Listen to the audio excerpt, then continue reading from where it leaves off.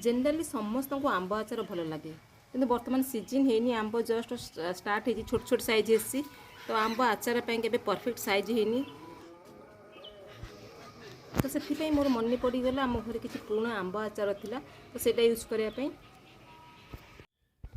आखिरे पड़गला गोटे पुराणा खराब हो जाता आंब आचार डबाटे तो जनरली आम आंब आचार खराब हुए आइदर आंब यदि अधिका सुखी जाइथिबो पूरा हार्ड हो जाइथिबो मसला ता भितर जाई नथिबो सेमिति नहले तो जदि अल्प सुखीथिबो फिंपी जाइथिबो तो एई डबाटा मोर थिला जोटा देखंतु पूरा सुखी जाइथिला आंब तो बहुत सुखी जीवो ता भितर को तेल मसला बिल्कुल भी जीवनी तो आचार भल लागोनी खाया पई सेति पई ये आचार के खाई नथिले आचार डबाटा सेमिति ही रहि जाइथिला तो आचार मसला दी आचार आंब भितर न जीवो से आचार बिल्कुल भी भल लागिबोनी यही आचारटा सेमती हो देखो ये आंबुल पूरा सुखिला अच्छी पूरा सुखिला टाण अच्छी आउ सबुजाक तेल मसला जार तल को पड़े आई तो देखो जार तले सबुजाक तेल मसला रही जाइए आ तेल मसला गुड़ आदि यदि आंब देहरे लागिक न रहा आचार देहरे लागिक न रहा तो आचार बिल्कुल भी भल लगे सुखिला आंबुल खाला भाया लगे तो से मुझे आचार को जाऊँ प्रिपेयर करी तो केमी पुणी फ्रेश आंब आचार हो पार कारण एबे गछरे आंब होइनी फ्रेश आंब आचार करने तो मु यही आचार को ही फ्रेश आंब आचार बहुत सॉफ्ट बहुत जुसी आंब आचार केमती हो पार से प्रस्तुत करुँची आईटा बहुत सहज उपाय हो पार जदि आपण पाखे किसी खराब आचार अच्छी जोटा कि टाण हो जाए सुखी जाए तो आपड़ी सफ्ट आउ फ्रेश करेंगे फ्रेश आंब आचार पूरा लगे तो प्रथम कौन करेंगे ना आप आचार गुड़ी को गोटे कढ़ई काढ़ी ने देखो मुझे सब जगह आचार काढ़ी नौ कढ़ई को आउ लास्ट देखो केमती तेल अंश गुड़ अंश बाहर ऊपर खाली सुखिला आंबुल गुड़ाक था तो ये सुखिला आचार को आम किपरि फ्रेश आउ जुसी करवा सेटा मु करुच्ची प्रथमे आपन अल्प किछि पानी नहीं जिबे कड़ई रे जाफल आम या सॉफ्ट करें पानी टाक सिझे तो आपको बर्तमान आंचर बसैबे देखो केतिकी पानी रही तो गैस रे आपको बसैकी आपन फुटेबे जोटा कि भल भाव सिझिकी सुखिला जो आंबुल अच्छी बा सुखिला आंब आचार गुड़ाक अच्छी से सॉफ्ट हो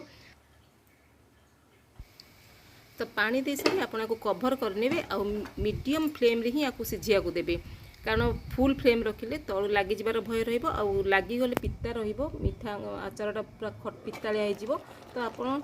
मझिरे मझिरे कभर को एमती ढांकुणी काढ़िकी टिके चेक भी करते कंटिन्यूअसली आपको घोड़ा घांटुवे न घांटले कौन हो तले लगिज आमती सेकेंड टाइम जेहेतु आचार कराऊँ टे पितार अंश आसी जापे से आपको कंटिन्यूअसली आपको एमती घांटिया पड़ो तो यही भाव पर मझे मझे घांटे और तापर कभर देके आपको सिझापी छाड़देवे तो गैस फ्लेम सिम कि मीडियम फ्लेम ही रखिए आउ कंटिन्यूअसली आपको मझे मझे घांटुवे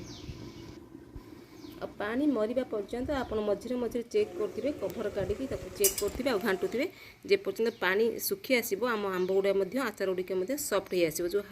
हार्ड होता टाण था तो से आंबुल गुड़िक पूरा सफ्ट हो एबे आचार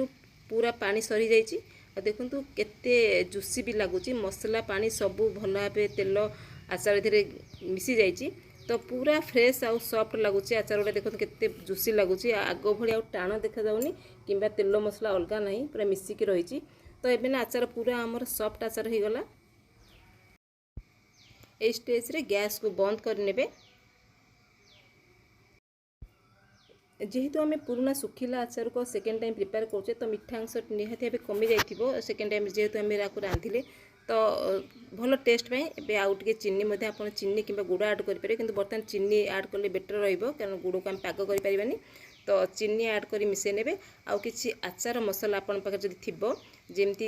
जीरा मेथी सोरिष आदि मु फ्राए कर ग्राइंड कर रखी तो आचार मसला भी टिके दे दूची ये देले कौन हो ना आचार बहुत टेस्ट लगे आउ कहीं भी जानीपर ये पुराना आचार बोली पूरा फ्रेश आउ नुआ आचार पर लगे बहुत टेस्ट देखो आचार केते सुंदर लगुच तो जेहेतु आचार गरम अच्छी चीनी भी आराम से मिसीज मेल्ट हो भल भाव मिसीज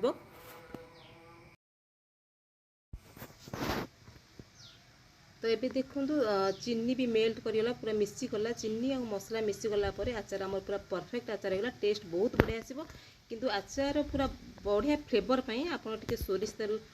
पकईदेवे आहरी बढ़िया लगे पूरा बढ़िया फ्लेवर ही आसो तो कंचा सोरिष तेल आप एमती आउटे ढाड़ी देवे ये हो गला रेडी आपणकर पूरा फ्रेश आचार देखो आचार केते बढ़िया होगा कहीं भी कहींपारे ये सुखिला से सुखिला आचार बा पुणा आचार जोटा खराब होता ये पूरा फ्रेश आचार हो गला बहुत जुसी और बहुत सफ्ट मध्य रहिबो। तो आपन भी आपनकर जदि आंब आचार सुखी जाउची सुखिला आंबुल हो जाउची तेल मसला अलग रहउची मिसुनी तो एमती ही करंतु आचार बहुत टेस्ट रहिबो बहुत फ्रेश रहिबो बहुत जुसी मध्य रहिबो। तो ये देखि पार्थिबे आचार केते सुंदर देखाउची केते जुसी मध्य लागुची केते फ्रेश लागुची। तो आपण मध्य एमिति बनातु आ आपनकर जदि किछि कार्य रे लागि परला ताले निश्चित मतामत जणातु। रहुची धन्यवाद।